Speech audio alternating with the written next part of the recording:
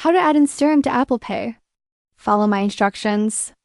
To begin, unlock your iPhone and open the Wallet app, which manages all your Apple Pay cards. Tap the plus sign plus in the upper right corner to add a new payment method. Choose debit or credit card from the options and tap Continue to proceed. Next, you can hold your Instarem physical card in front of your iPhone's camera to automatically capture the card details. If you prefer, you can enter the card number, expiration date, and security code manually for accuracy. Make sure your name matches the name on the card exactly. Then tap Next.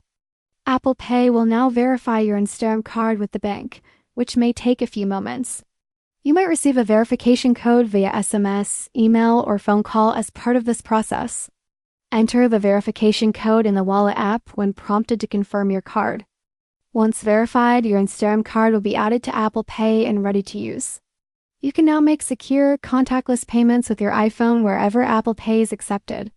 For faster access, set Instarem as your default payment card by tapping and holding the card in Wallet and dragging it to the front. Remember, adding your Instarem card to Apple Pay is a quick and secure way to pay with your iPhone in 2025. That's it, you're all set to enjoy easy payments with Instarem and Apple Pay. Thanks for watching.